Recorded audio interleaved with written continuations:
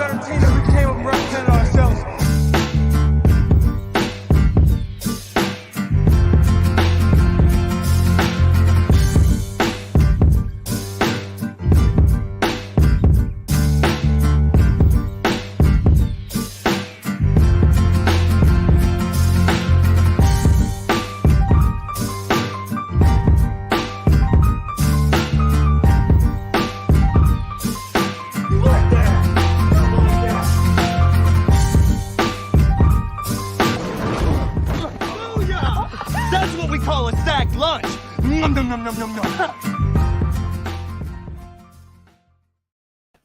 What's up, everybody?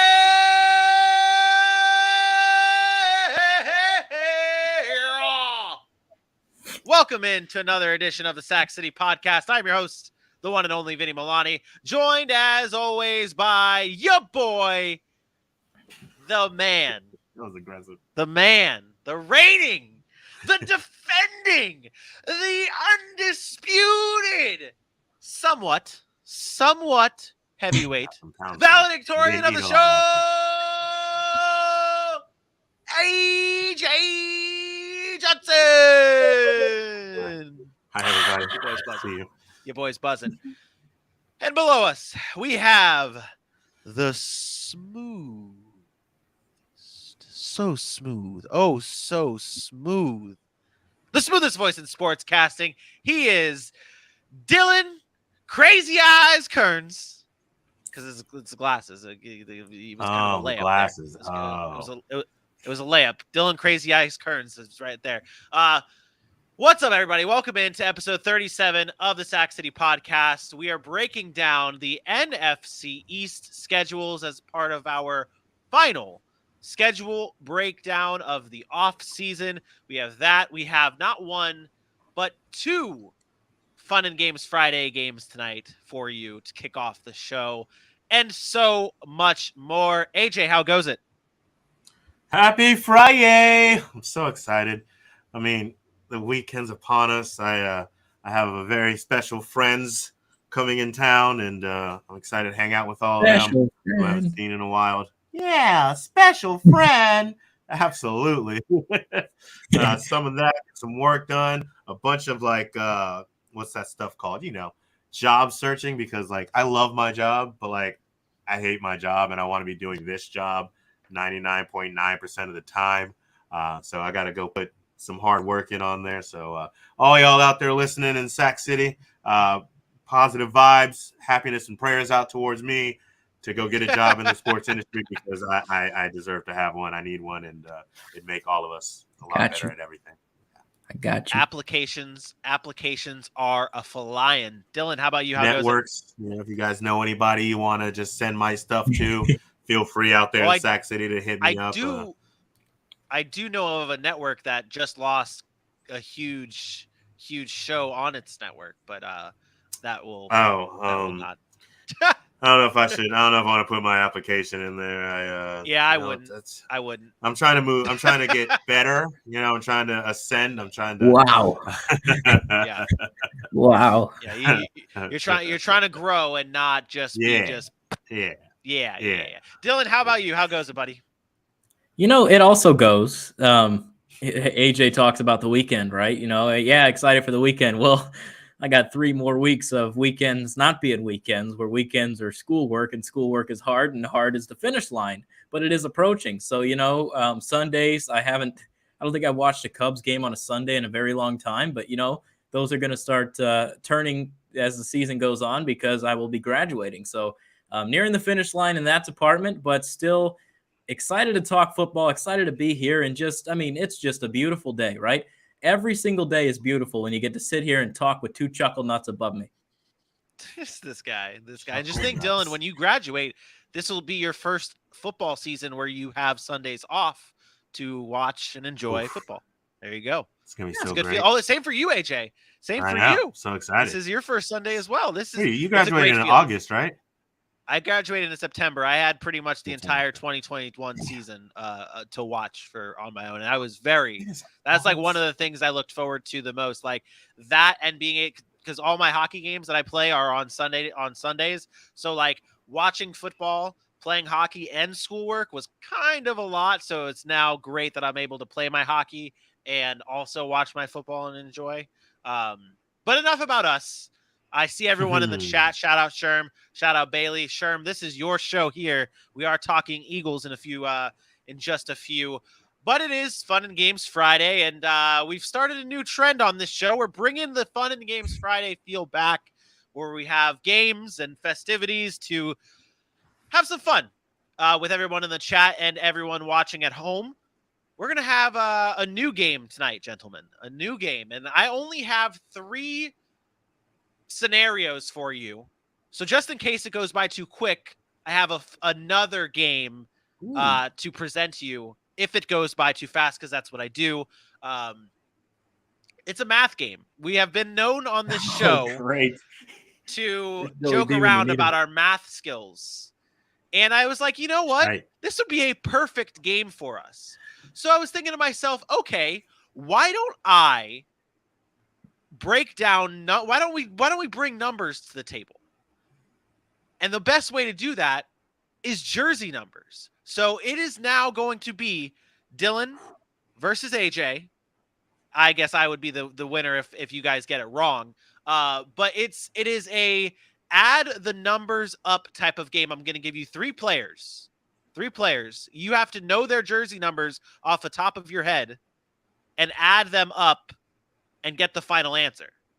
Are you guys ready? It's like Does that make sense? Math. Do we have to do all math in our head? Can we write down the long division and cross multiplication, moving the denominators? Can we do all that? You're doing long division. You're going to lose, AJ. I promise you I did not do hard math. It's just addition of these jersey numbers. And they're all players that we're going to be talking about tonight. So it's not even – these guys should be fresh on your brain. All of them should be fresh, really fresh on your brain. What if they change numbers? That's why – then you'll have to guess the numbers. You are going you are going to have to, like, I'm still trying to stump you guys here. Like, it's not just a game where I'm like, okay, I want you guys to get it. But I did, like I said, prepare a second game just in case. And with Sherm in the chat, he is the teacher on the show, so he will be excited to hear our chatter on school talk and addition and plus minuses and all that kind of stuff. Let's get into it. Dylan, you're up first, and it's going to be the quarterback edition. Jalen Hurts plus Dak Prescott plus Carson Wentz equals what? Oh, I don't know what number Carson Wentz is. So 2 plus 4 is 6. If Wentz went back to 2, that's going to be 8. If he went to 11, that is 2 plus 4, 6 plus 11, 17. I'm going to guess that he's number 2. Wait, does that look like, it kind of looks like a 4 under that yellow jersey?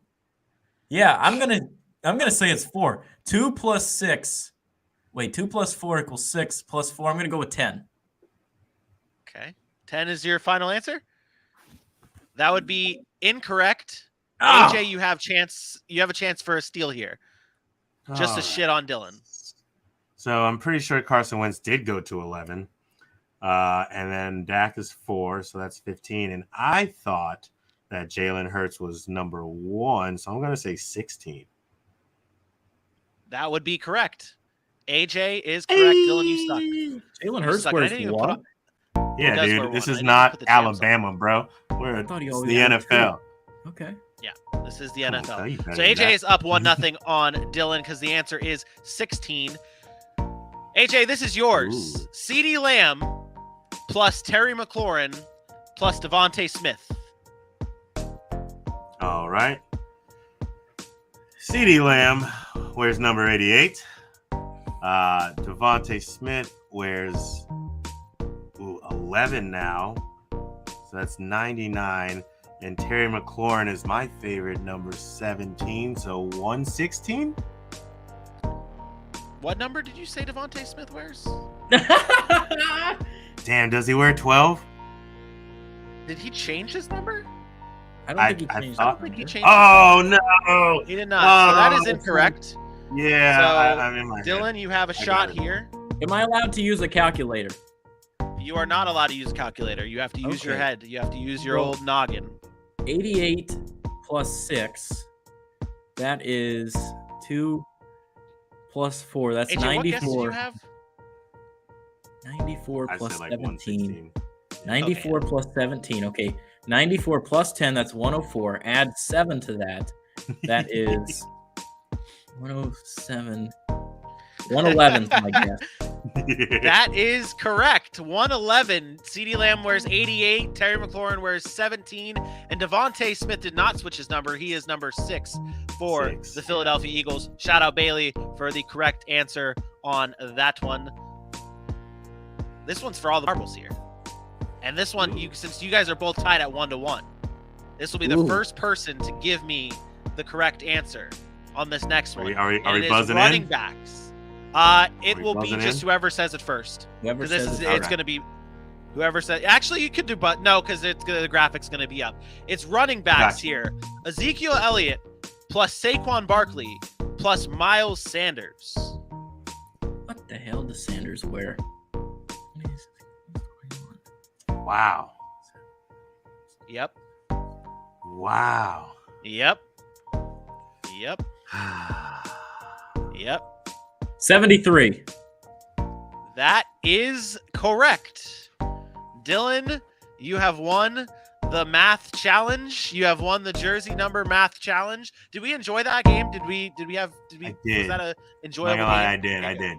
Good. Good. What is Miles Sanders is 26? Yeah. Both Miles Sanders and Saquon 26 Barkley is wear 21. 26. The Zeke is 14 20. Gainwell threw me off. I was like, was that Sanders? Did he switch? Yep. Nope. So that was You know what? that game. All right, Dylan. Yep, Dylan won. Congratulations, Dylan. The person who you were the OG man of saying, okay, the joke about math and shitting on you for math was actually pointed towards you. You were the first person to get shot on for math, and you have won. So bravo for. I was for advanced educating in high yourself. school. You're advanced now. Trust us. You are advanced now. Way. All right. I got one more game for you, and you guys can work together on this. It's going to be one of those games where you have to name the top 10 list of someone. You have to name the 10 players involved on this list. It goes like this. Name the top 10 players with the most all-purpose yards in 2020. That should actually say touchdowns, not yards. It should say touchdowns, not yards. The most all-purpose touchdowns in 2021. Ooh. Yes. Wow. We're combining here, right? We're Yes. put effort together here. Okay. Yes. You think Debo? AJ, do you think Debo? That was the first name that came to mind. With But yards, with touchdowns. Did he score a lot of touchdowns? I think he did. that's the thing. I think he only had like 6 rushing touchdowns. But how many did he have in the air? He had a couple deep balls. All-purpose touchdown. Wait, does that include passing?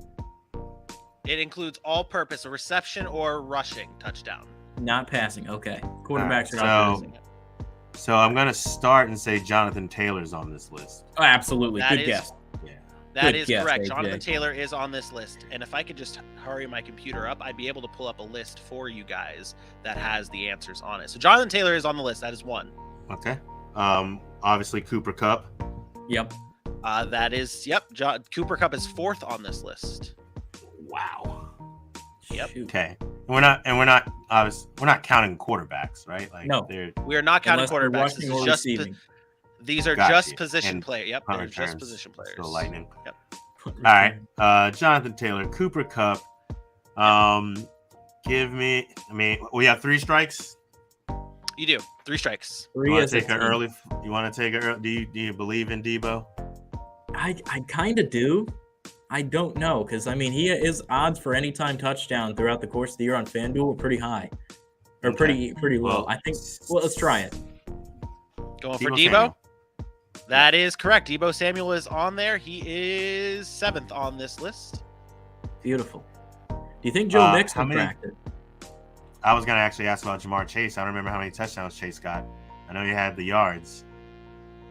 He only had 12 or 14 touchdowns though, right? 20 all-purpose. Devontae Adams. Devontae. Devontae No, his touchdowns were low Adams down. They're very low. Is not on this list. That is your first strike. So you guys will be together on this one, by the way. I was 4 gonna say, strikes. how you know I wasn't talking to Dylan? Okay, I guess I should. So AJ, you are the final answer person. So you have to let me know if it's the final answer. Well, just so I don't screw you guys over. No. He caught a lot of touchdowns. No. All right, we got to start thinking legit football players here. Let's stop finding little dumbass players. Let's get real football players. I got 3 pretty decent ones right there. You guys have 5 minutes. Travis Kelce. I think Kelce scored, or didn't he have some off weeks too? He kind of did. All right. I will allow you guys. Let's get these Chiefs out. I will allow you guys one phone a friend, as in going to the chat and picking one of the answers that are on the chat. I will give you options. You guys personally cannot go to the chat. I will go to the chat so that you guys don't find out. Dylan, do you want to go Tyreek or do you want to go Kelce? Tyreek. Either one. I think honestly, either one. Just take a shot. Let's go somewhere. Let's go with Tyreek Hill. Final answer? Yes. Correct. That is incorrect. You are down to 1 strike. All right, let's start getting the running backs. Najee Harris, he caught some, he ran some. You think he's one? That's a good bet. I know he had a lot of yards. Ooh. This is so sad. It should be so much better than this. Do you want to go to the chat? Yeah, might as well. Yeah. I will actually allow you guys just to go to the chat completely and pick a player from the chat list. The only name it's out of Austin Eckler and Mike Williams for the only names we did. Well, I guess Stephon Diggs is in there, but he didn't have a touchdown year. Yeah, he didn't have a touchdown year, dude. You gonna take any of the answers from the chat or no? I'm not a big I don't think Eckler did it. Maybe he did. Let's go volume. I think Najee Harris, Austin Eckler might be 2 that are on the list. So you want to go Najee or you want to go Eckler for the chat? I'll take your answer and submit it. All right. I've cost us 2, so. All right. Najee Harris, final answer. That is also incorrect. You guys have failed completely. You guys have failed miserably. Completely. Are you ready to see the list?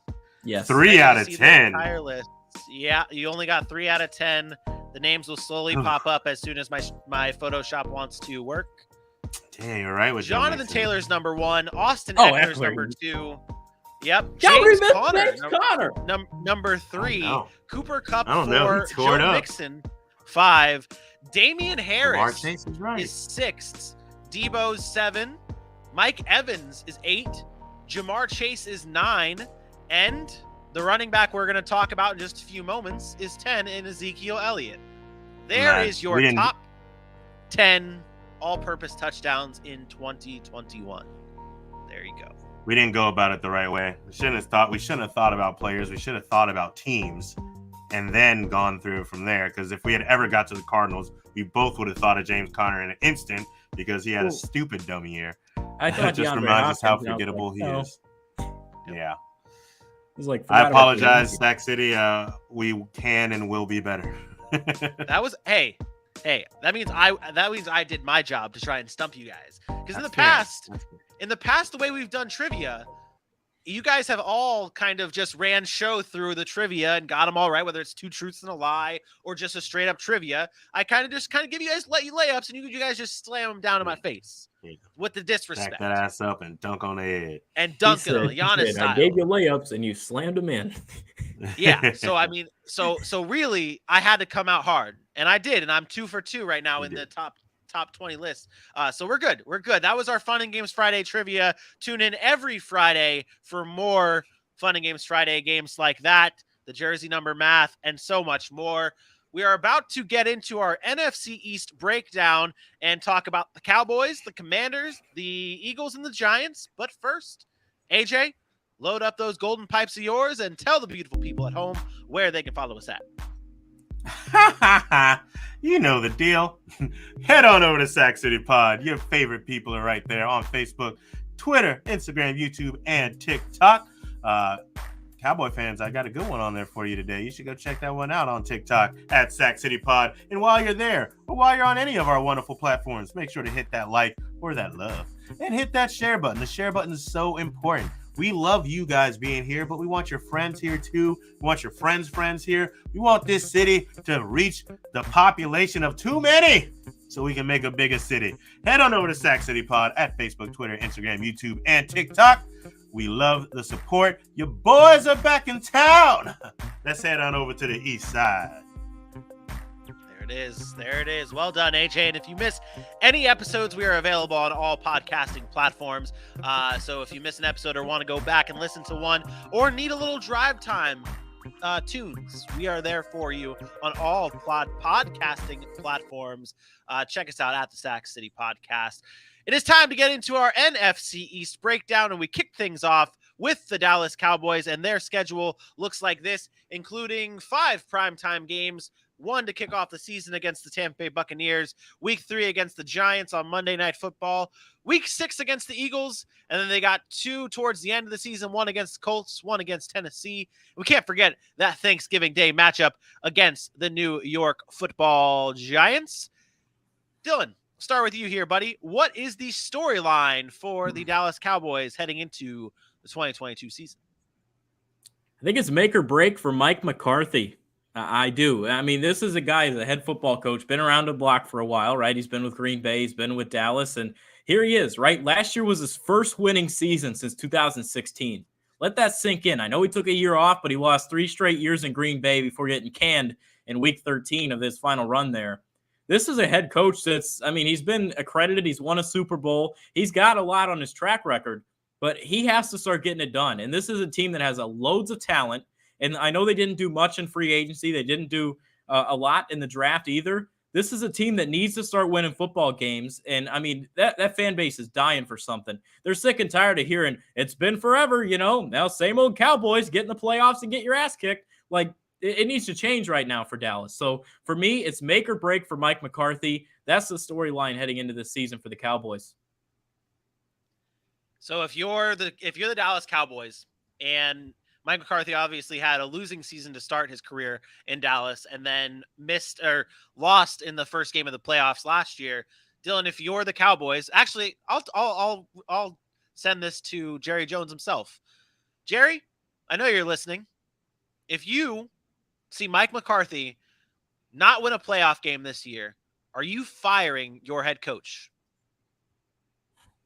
Well, listen, I like Mike. Mike's a good guy. We've gone back for years and years in this wonderful game of football. And, I think he's done a good job with the personnel that's down there and what he and Kellen have been able to put together. But when I look at this team and the makeup that we have, I do believe it is a playoff worthy and a Super Bowl worthy type team. And I think Mike McCarthy is the guy to get us there. And if, this doesn't happen to be the year, none of us are going to be happy. And that includes Mike McCarthy himself. But we'll get back in the war room. We'll hang out on my yacht. We'll talk it through and we'll figure it out. I don't think Mike McCarthy is going anywhere anytime soon. And I do believe he's got the chops to get us to the promised land. This guy is the best. He's the best. That was not even planned, and he still did it with flying colors. What a hero. I do agree that I think this is a make or break year for Mike McCarthy, because with all that they have on this team, you have to be able to at least win a playoff game. You have to show improvement with this team, and you made the playoffs last year. Great. But you have to go over the hump. And their schedule, it's not a crazy tough schedule to say they can't make the playoffs. Tampa Bay to start the season is tough. The Bengals the following week is tough. But then you have the Giants, and you have a Commanders team I think is still figuring out who they're going to be at week 4. Then you have the Rams and Eagles. Okay, those are 2 tough games. Detroit, Chicago. You have Jacksonville on this list. The Texans, a Tennessee Titans team that we think is slumping. They can make the playoffs. This Cowboys team, there's no reason why they should not make the playoffs this year. And I do think that with the NFC, that is a lot of us are saying is a weaker conference opposed to the AFC. If they can't win a playoff game, I think that's got to be the biggest storyline for Mike McCarthy and whether or not we see him next year. AJ, what about you? What's your storyline? So my storyline is something that would directly lead to what you guys think may happen, and is Ezekiel Elliott going to return to form? This is a guy who we've seen as one of the best running backs in the NFL, and a lot of people believe he still can be. But since 2018, his yards, his totals per per season have gone down. You see what he's done over the combined of 2016 to 2020. Last year, just a 58.9 yards per game. Only 10 touchdowns is great. He can still get it done near the goal line, and that was a lot that attributed to that. And a lot of people had things to say about Zeke and his decline and everything. We understand how running backs go, but he did get over 1,000 yards last season. It just wasn't in beautiful fashion. He shared a lot of time with Tony Pollard, who came on strong last season. He only had 2 100-yard games, and I think there was 9 games where it was less than or just at 50 yards, and that's not going to get it done. Now, I'm not one of those people who are coming in this season saying Tony Pollard's going to be the starter. Dallas enjoys having these two running backs, and what Ezekiel Elliott brings to not only that locker room but his presence on the field, because you have to respect him as a runner, that is going to be the way that team is gone. So don't look at this season and think about what Zeke has done and be like he's on his way out. With that being said, this is a contract year. And if he can't be in a certain area, if he can't be, I'm not saying he has to be a top 5 back in the league, but he has to look like some form of the Zeke Elliott that we've seen from 2016 and 2018 and be a reason that they are winning games. So I look at Zeke Elliott, and I think what he has to do on this offense is going to be a lot on how successful they can be. I think this is bogus. I think this topic right here is bogus when you're talking about the Dallas Cowboys and the outlook for 2022. Look, Zeke is done. Like, this is not the Zeke that you're not getting that old Zeke back, right? Stop, Vinny. Stop. I'm not saying the guy's like completely thrown out or anything. I'm saying look at his number. It's a proven fact. His yards per carry. You just said he's done. No, yeah, here's backing up my point. 108 yards per game to 98 to 95 to 84 to 65 and then 58.9. Every year it's getting down and down and down. Again, right here, Aaron brings up the point. Tony Pollard will never be a number 1 running back, right? It doesn't matter. That's not the way it works. It's not going to be a hammer attack from Zeke Elliott. That's not how McCarthy did it. You look at how he finished his tenure in Green Bay. It was a mixture of Aaron Jones, Jamal Williams. Drove fantasy owners nuts the way he was using both of them. That's how he does it here. Zeke Elliott's not going to be the hammer he was when he was in his prime. You don't need him to get back to where he is. He is showing what he is right now, which is going to be that guy that gets 4.2 yards per game, and he's going to just plow whenever he gets a chance, score touchdowns, and be that lead back. But they're going to continue to mix it in, and he's not going to be that number 1 hammer that he used to be. But that's what I said. I said he's going to split time with Tony Pollard. It's not going to be only. Tony Pollard's going to get run. He's a great running back. But at the same time, Zeke doesn't have to get back to 90 yards a game and 100 yards a game. But he can't be half-torn PCL 60 yards a game. If Ezekiel Elliott's running 85 yards a game, Tony Pollard's doing his thing, and let's not forget, they're going to be throwing the ball all over the field, but you can't just throw the ball. These guys have to be able to run so this passing attack can get good. Now, I say what you will about Amari Cooper. Amari Cooper leaving. It's a big deal in a sense, but I believe in what CeeDee Lamb has. I think it's a big deal that Cedric Wilson's gone, because I really like what he would have brought to the table after letting Amari Cooper go. But with CeeDee Lamb and Michael Gallup, these guys having the 2 receivers on the outside, you have to have a solid running game. So Zeke has to get back to some sort of a Zeke form and be at least 50% better than he was this year for them to be the threat that they need to be. I think I am all aboard what you just said, AJ, and I think that 13 carries a game, roughly 14 carries a game for Ezekiel Elliott. And you look at those numbers that we brought up in the graphic, his usage is completely down. But if you were to actually do the math here, Dylan, if he were to have gotten the same carries and the same usage that he has gotten in the past and between those 2016 and 2020, his numbers would be right on par with what he has done from 2016 to 2020. His yards would be right on par with that 89 yards per game and with more touchdowns. I don't think Ezekiel Elliott is done. McCarthy. He's not. That's the thing. That's the thing, though. That's where it is. If you would have started off by saying that Ezekiel Elliott is not going to be the same running back because of Mike McCarthy, and if you were to go on about how McCarthy and his usage of Ezekiel Elliott is Aaron Jones. I brought that point up, Vinny. But you started things off with Ezekiel Elliott is done. Those were your words. Because he's not going to be that hammer that he used to be. He's not going to be the guy that carries the bulk of the game and gets you down there and just loads up with his yards per attempt. But that's not what they're. That's not what the. I don't think that's what the Cowboys need him to be anymore. They don't. But that's what why are you excoriating him for it? Was can he return to form? He's not returning to form because he's not getting those touches that he used to get when he was returning. When he was I didn't say the rookie form. He has to be a solid, statured running back one. What did he do wrong last year that didn't prove that? Well, last year I'd argue last year was better than the year before. That 2020 season, he was bad.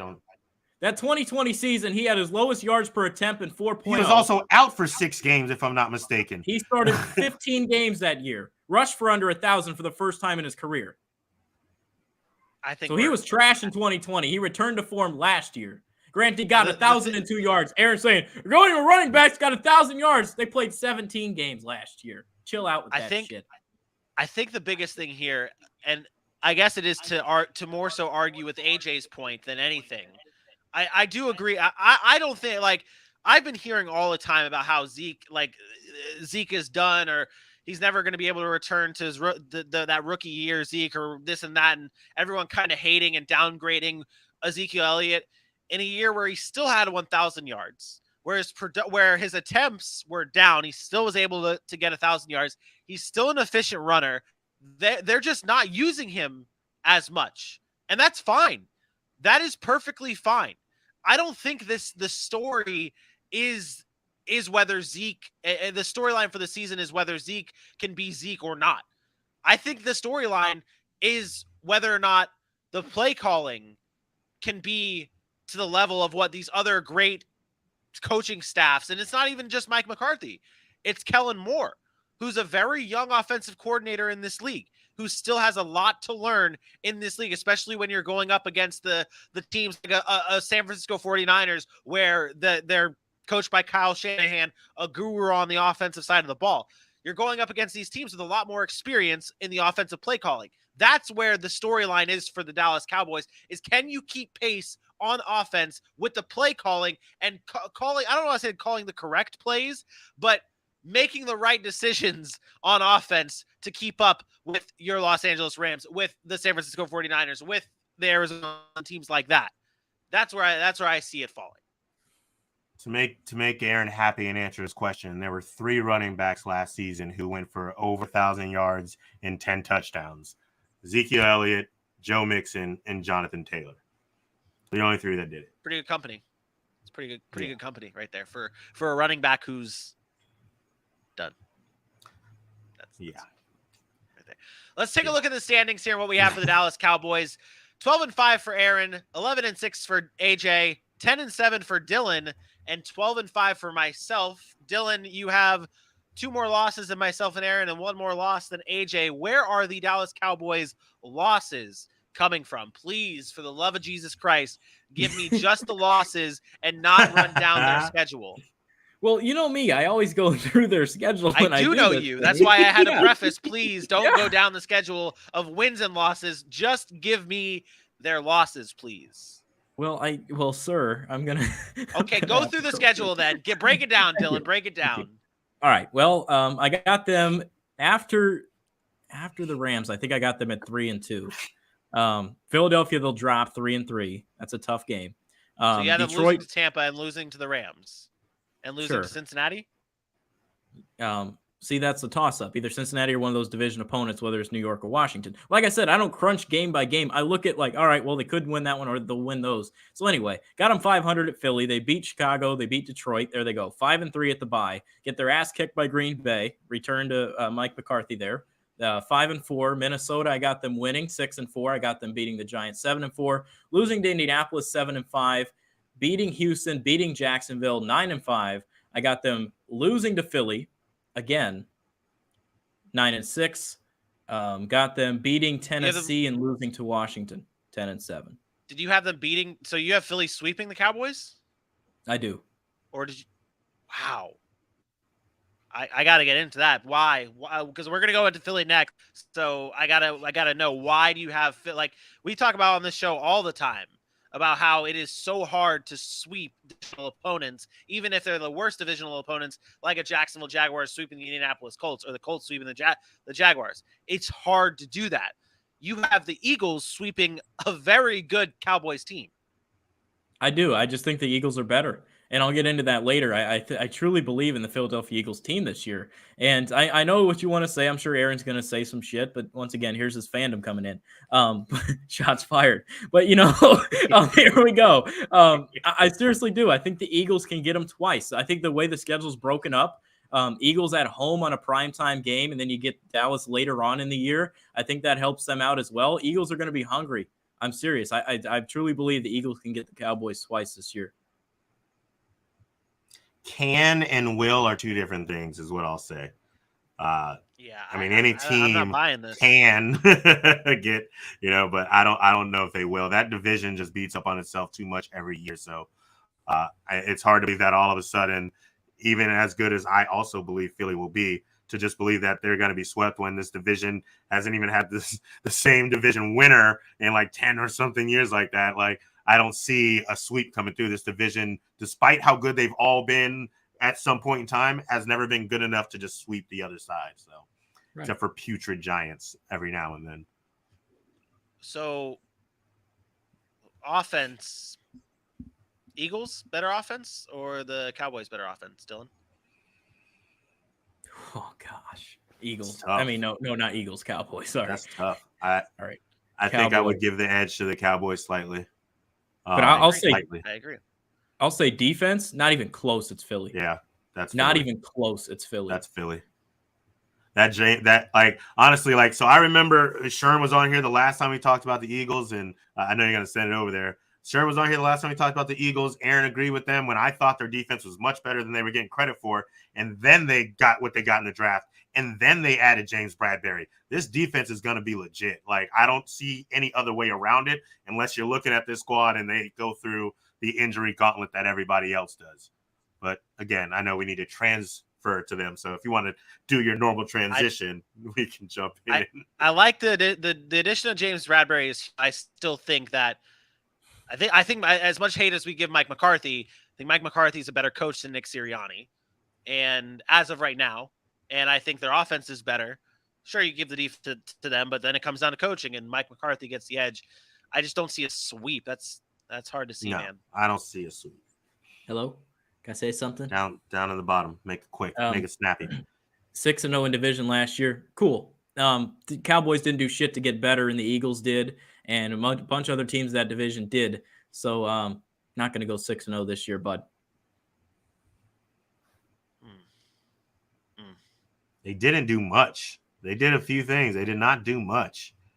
I think with the Cowboys, I think with the Cowboys is a little bit different of like a developing, like their team is still developing, like right. their pieces. That is their growth right there. Is another year under Trayvon Diggs' belt, another year under Micah Parsons' belt.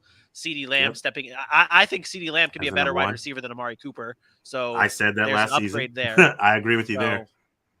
So that offense isn't. That's not a question. Dylan, I don't see the sweep either. Again, like, I understand the can. I don't believe in the will of the sweep for them. Yeah. And I guess I forgot the Cowboys were 6-0 last year, but I'm wondering if they played earlier, if they did that same thing at the end of the season, they played them 3 more times or whatever, because I know Philly ended up being a much different team than they were when they started the season. They played at the beginning of the year. Dallas won 41-21. Yeah. And then they played at the end of the year, and Dallas won 51-26. So well, maybe they were the same. You really are just that Dallas. That if this is the same Dallas Cowboys team, they beat the shit out of Philadelphia last year. So we'll end on that. Cowboys fans in the comments, let us know what you think. Hate on Dylan, please. Let's make it happen. We're gonna move on to those Philadelphia Eagles though, and their schedule looks like this. Whoa, hold on here. My computer just like broke. So hold on real quick. I want to hear that. Yeah, no, we're good. Eagles schedule, they look like this, including 5 primetime games, 1 against the Minnesota Vikings in week 2. That Sunday night football game we just talked about against Dallas, a Thursday night game against Houston. That'll be something.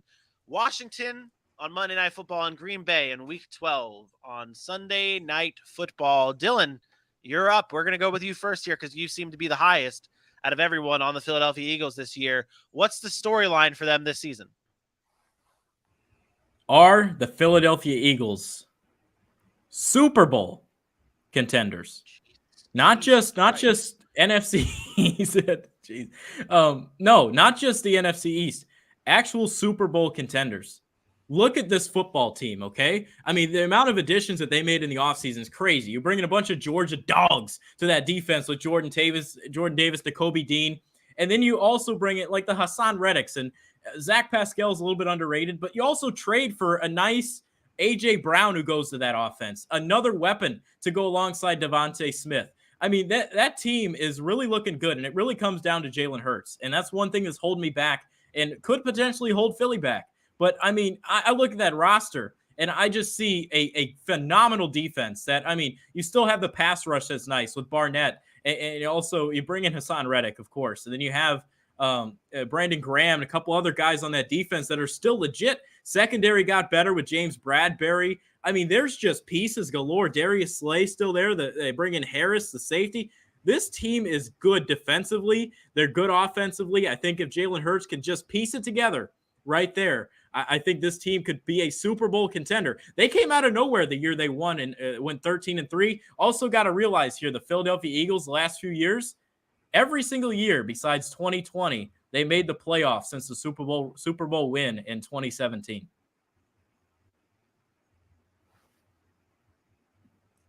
All right. Hopefully I'm golden here. I was going through a little spectrum tunnel, so hopefully this will work out well. But all right. So Dylan, you went a little far. I don't think you were like super off base. I actually, after going back out here, I'll pull that little curtain back that we talk about. I did my homework really late in the night, and then I got into work, so I couldn't do as much as I wanted to. And as I went back and thought about it, my records do not reflect my feelings, but it's not like a massive change. But I do believe that Philadelphia could be the team to beat in the NFC East this season. I think they've gotten a lot better, especially with that defense. And the questions that Jalen Hurts were getting last year, I don't think were as warranted as they were. I think they were a little too harsh with everyone giving up on him so quickly. The first year, I only got to play four games in a year where there was so much surrounding the entire NFL. Last year, the record wasn't what it needed to be, but there were no weapons.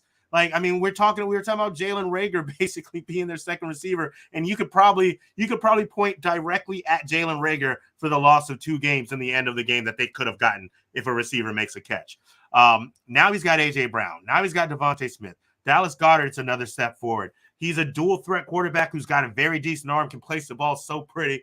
And when Jalen Hurts has had weapons, whether it be, and I know this is college, but whether it be Alabama, whether it be Oklahoma, he's had success. Nick Saban used to rave about how smart this guy was playing the quarterback position and knowing what to do.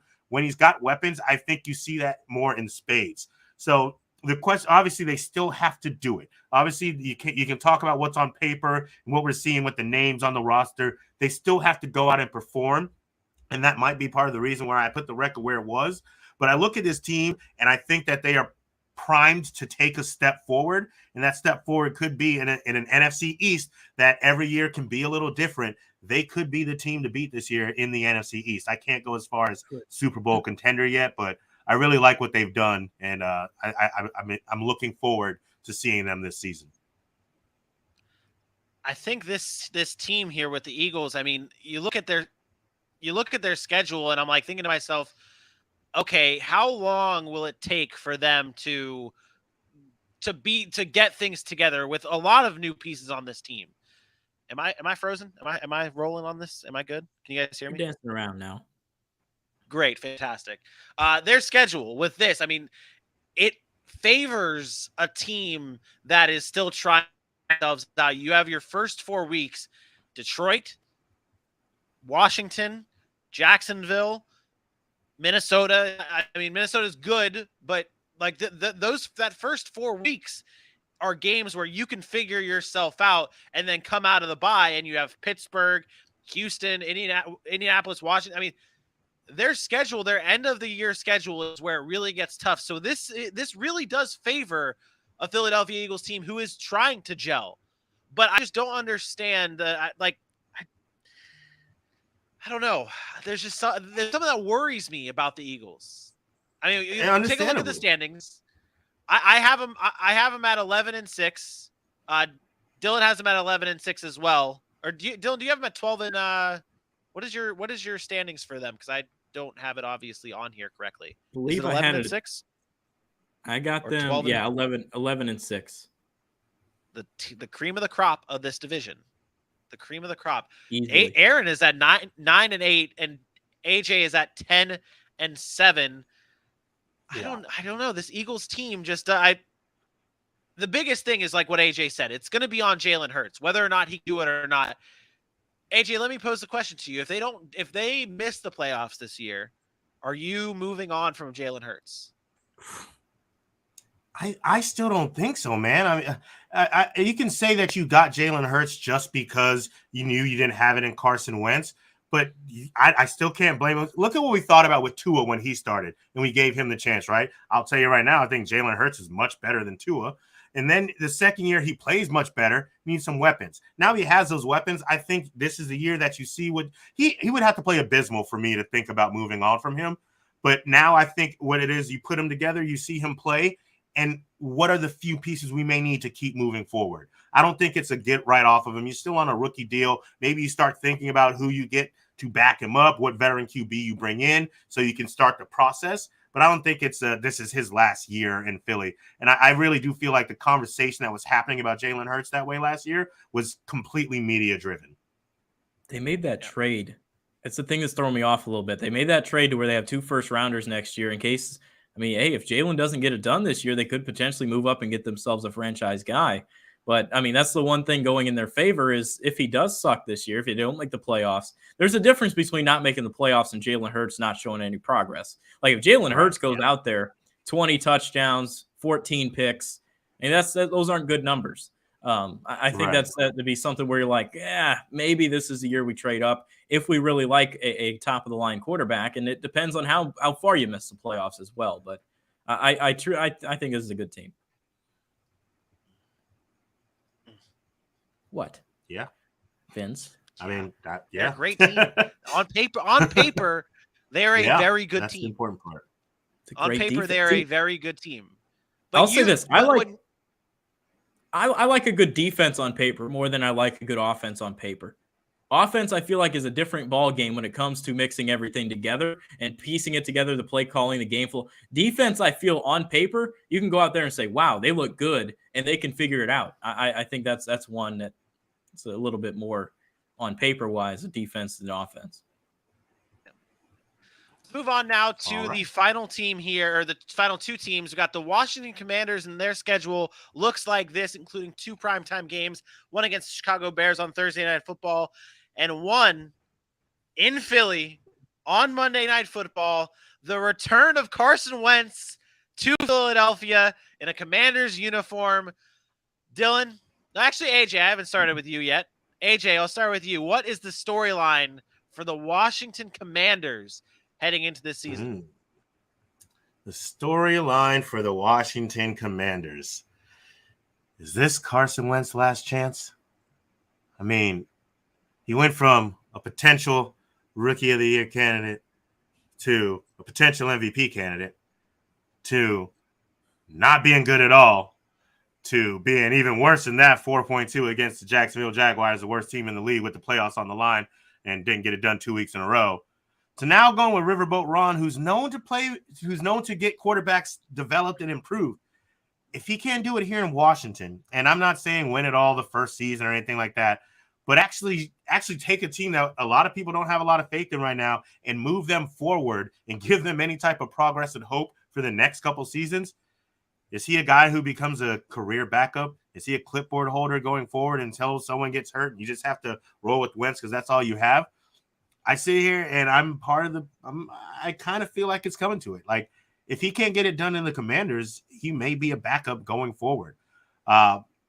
This team had the opportunity to do a lot in the draft. I don't recall their cap space or anything of that, so I'm not sure if they missed the needle in free agency. But they didn't do a lot of favors to help Carson Wentz out, in my opinion. So now he's kind of in a worse situation, and everybody's expecting him to get better. And I just don't know if that's going to be plausible. Wow. I mean, I think right there when you say that about Carson Wentz, right? Obviously, this is his last shot. I think that's a layup. I think there's no doubt about it. This is his last chance. He's had multiple chances. He came back from the ACL with Philly. They move on. He goes to Indianapolis. They move on. What are you talking about? Riverboat Ron changing him. If he can't get it done with Doug Peterson, if he can't get it done with Frank Reich in Indianapolis, what makes Riverboat Ron going to change him? This is a guy that's not mentally tough. He's not physically tough. He's not a tough quarterback. And in this league, in the NFL, you need to be tough. He doesn't possess any of those traits. And I know I'm burying my lead here, but I can't stand seeing that as a storyline because it's asinine. It's 100% accurate. This guy's done if he can't get it done this year. And there's a shot that, hey, maybe he's not even a backup. You see first-round picks that bust, just get out of the league. Blake Bortles out of the league. RG3 out of the league for a little while, had to work his way back to Baltimore. If you don't do it, if you can't do it, you're out of the league. And I know this guy had a solid year in 2017, but other than that, I haven't seen anything from Carson Wentz. And you got to have it done right here. This is his last shot. Throw it all out there, and he has to do something. But this is absolutely his last shot. One bad year here, and it's over. It's over as a starter. It's not. His career this could is be not. over. I don't see Carson Wentz not being a backup for somebody. I mean, you're looking at a guy who everyone just watched failed miserably, and he was still traded for. It wasn't a wait and see. They traded for him and believed in him to come in and be their starting guy. Now, granted, it was a franchise that hasn't had a quarterback in some years and didn't look to have one, even with Taylor Heineke. But I don't see him out of the league. I see him not being a starter anymore. Somebody will take Carson Wentz as a backup. I'm sorry, that's just a fact. But there's a different that it goes back to what you're getting out of him, right? Like, obviously, a backup quarterback needs to do two things. One, can they help out your team? Two, can they be durable? His durability's not there. But you got to look at this. Like, how many first-round picks are backup quarterbacks? Most of them are third-round guys that, they can make the throw. They can do this. Those are your backup guys. The C.J. Beathard's, most look across the league. A lot of them backup quarterbacks are not first-round busts that stick around. Geno Smith, a solid exception. But, I mean, there's a couple. Blaine Gabbert's doing it somehow. But, I mean, there's a few first-round picks that stick around, right? And I don't see him as being one of those guys. Yeah, but so you're talking about what you would have to say to me that you don't think Carson Wentz can come in and spell somebody and win a game. Those aren't the conversations we were having about Carson Wentz. Yes, he had Jonathan Taylor last year. We were talking about him missing the playoffs for 2 straight games. So if you're telling me he can't win a game, that's a different conversation. The fact is he can come in as an NFL quarterback and win games. He can't get it done when you need him to get it done in the brightest lights. That's his problem. So if you're getting in the playoffs and then your starter gets hurt and you're stuck with Carson Wentz, well, you're going to be sad about it, but he's going to go in. Out of the league is a little too far. Backup, more than likely. Even if he ends up being a third string, sure. And I still think that's far. But, Carson Wentz isn't going to be, sorry, we gave you 3 years on 3 different teams. It's time for you to go play in the CFL. That would be his ego that would make that happen.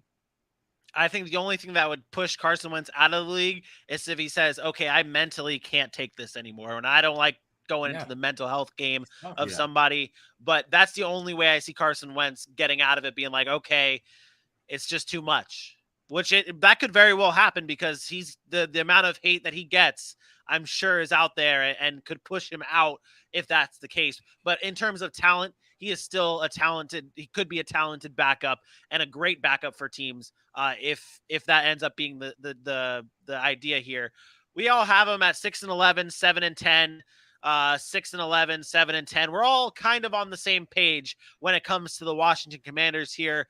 They obviously did not do a whole lot in the offseason to get better. I do like the combination of Jahan Dotson and Terry McLaurin. Yeah. I am a little concerned, though, if Terry McLaurin's a Washington Commander come next year. I had a feeling today that I was like, you know what? What if they did bring in Jahan Dotson to replace Terry, or to try and replace Terry McLaurin? They obviously have the franchise is a mess, as we see it in the comments right now, that they have all this off-field nonsense going on. Maybe Terry McLaurin's a good soldier, plays this season for Washington and says, I don't want to come back. and he doesn't come back. And Washington may be well aware of that, and that's why they went out and got Jahan Dotson. I could see that happening, and it would not surprise me if Jahan Dotson's the wide receiver 1 for a Sam Howell-led Washington Commanders in 2022 or 2023. Yeah, I mean, I wouldn't be shocked either, especially after the offseason we just saw with wide receivers moving and seeing the money that they could get to do it. I mean, it's wide open for these guys to want to go somewhere else when their present pasture isn't as green as the next location could be. And we don't have to. We didn't even talk about their biggest problem. They didn't do anything on that defense. Anything on the defense. And I agree with Aaron. Dan Snyder should have been gone forever ago. Yeah. Agreed. And I do see Dante's comment in here saying we will franchise them. That may be because that's how that's just how big of a mess Washington has been. You franchise Kirk Cousins so many times in a row. And I don't know if that's going to end up happening with Terry McLaurin, but I could see them being dumb enough to just let him go. That I could also see that. But that's for the offseason. The Commanders we do have in third place of this division. New York Giants are our final team to cover in the NFC East, and they have one primetime game against the Dallas Cowboys on Monday Night Football in Week 8. That is all. Dylan, you've been very known on this show to have a hot take about the New York Giants. So what's their storyline heading into 2022? We talked about Carson Wentz, right? We talked about Wentz in his final shot. This is the final shot, I feel like, for Daniel Jones in New York.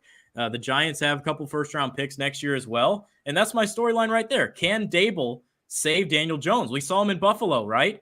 Offensive coordinator there. He had a great time. This guy's been an offensive head coach since 2002. He's a football lifer. He worked at Alabama under Nick Saban, calling plays there for a year. He's been a quarterbacks coach in this league. He's been an offensive coordinator in multiple stops.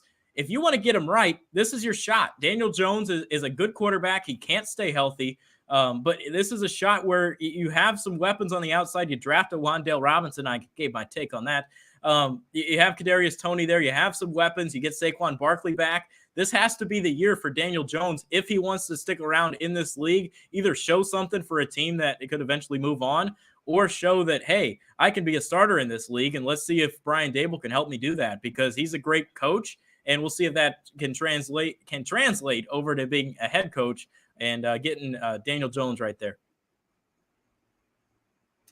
Yeah, my storyline is about Brian Daboll as well and what he looks like in his first year as a head coach, because this is going to be a very, very different task than taking over as a OC in Buffalo. I mean, going from Josh Allen to Daniel Jones, I mean, that sounds like it's going to keep you up for a lot of late nights. And, you know, my issue with this New York Giants team is instead of getting better, which they tried to do, and they, you know, kind of gave some upfront help for him with Evan Neal and got the other side of the ball with Kayvon Thibodeau. I don't think they've done enough to give Daniel Jones what he needs to succeed. Now, granted, I do think Daniel Jones got a little better last year. His turnovers weren't to the extent that they used to be, and that's a plus. But who's to say that wasn't just a one-off of a season, and it may go right back to that. So I want to know if Daboll can come in here and get this offense at least looking content, like looking confident at the very least. I mean, you're right. You do have some decent weapons when there's a Saquon and a Kadarius Toney, and if Sterling Shepard can stay healthy. And I don't really want to say Kenny Golladay anymore. That seems to have been the biggest fluke we've seen in the last 4 or 5 years. So they've got some pieces, but they've got a lot of work to do. So I'm interested to see what Brian Daboll can come in and do with Daniel Jones, and if he can afford him another year or a short-term contract, to see if he wants to stay with Daboll or stay with Jones to bring him along, or if they try to get one of these top tier quarterbacks going into next season. Could we see? And I get this feeling. I think we could end up seeing Daniel Jones follow in the footsteps of a Mitch Trubisky, where he plays. He's got the potential. You can see the talent on the field when he's playing. I mean, we've seen the glimpses of Daniel Jones making plays, and whether it be with his legs or whether it be Danny Dimes, it's there. But I don't think that the Giants are there, and I think we end up seeing a similar situation to what we saw with Mitchell Trubisky, where he ends up being the casualty in moving in a different direction. And to me, when I look at this Giants team, I'm like, okay, let's just see some consistency here. Let's see that we talk about with all the rebuilding teams, these young teams like the Lions or the Jaguars or the Jets. Show me steps in the right direction. I don't care if you're 5-12, 4-13, something along those lines. Just show me the consistency, and that's just something that we have not seen in the Joe Judge era or who was it before? Mike Zimmer was who was Dave get? No, who was before Joe Judge? Ben McAdoo, Mike Zimmer, that dude that went to the coordinator, the defensive coordinator. No, what was the defensive coordinator? Oh, come on. This should have been on trivia. No, it was. Pat Shermer. My gosh, Shermer. Pat Shermer. That's it. That's it. Yeah. No. But that's the thing. That's one. It's those things. There's just too much inconsistency. With whatever coach you want to name, it's just been no consistency. So let's see that. And I have become a bigger Brian Daboll fan as I see him pop up at Madison Square Garden cheering on the Rangers. So I'm rooting for him. I hope to see this consistency. I don't know if Daniel Jones is the guy that's going to be able to bring you that consistency. And when you look at the standings, 6-11, 5-12 down the board from everybody else, I think I think a 5-12 season is enough of the Giants to say, okay, Daniel Jones, we're going to move on and shoot our shot and hopefully we land a CJ Stroud or Bryce Young, because that's the other thing you got to think about, guys. These bad teams next year, whoever ends up with the first overall pick, a lot of teams have their quarterbacks nowadays. So there's not that many that need it. So the Giants could move up to 1 or have a quarterback fall into their laps at 4 or 5, just like we saw this season where they had Kayvon Thibodeau fall in their lap. It's one of those things. You could end up seeing them with a new quarterback in 2023. But any last parting shots for the NFC East before we close it all out? You all suck anyways. Who cares? Falcons will sweep y'all boat race. Oh, my goodness. All right. I'm looking up at my signed Shady LaShawn McCoy Eagles jersey with the signed 217 yards, 2 touchdowns, Snow Bowl 2013. And I'm going to say, fly, Eagles, fly, because they're winning this division. No division winners repeated. They're going to keep that trend going right here. You won't get an argument from it. I don't think AJ or myself will argue with that, because I think the Eagles do have potential to win this division. But like we always love to say, we will wait and see how the season turns out in 2022. On that note, we'll be back again live Monday at 8 p.m. Eastern talking possibly fantasy football on Facebook, YouTube, and Twitter. Possibly fantasy football. But, AJ, tell them where they can follow us at. All right, ladies and gentlemen, you made it another week and you're still a part of the city. We can't thank you enough. So why don't we let you guys go ahead and get off this show and head on over to Sac City Pod on Facebook, Twitter, YouTube, Instagram, and TikTok. Make sure while you're there, you hit those likes, you hit those hearts, because you are all number one in our heart. So go ahead and tell somebody about your favorite NFL show on the interwebs, the Sac City Pod, on Facebook, Twitter, Instagram, TikTok, and YouTube. And of course, if you are an audio fan, you can get us wherever you listen to your audio podcast. This is. So go ahead, hit those follows while you're there as well. We appreciate all the love, because your boys are back in town. Sac City Pod, baby. Oh my goodness, we'll be back again live. I always mistime your ending to your thing. I don't know when the ending is coming. I have a delivery, bro. You know, I can't just run through. I got to get the breaths in there. The pause is right. It's got to hit right. They got to feel it in the bottom and the top of their heart. Like I'll give you a break at the end of it. So like you'll finish and then there'll be just a pause, just to make sure that you. What is the out cue? We do it every show. For your boy AJ Johnson and for the smoothest voice in sportscasting, Dylan Kearns, I am me. We will see you Monday. Peace out. Bye. Out cue.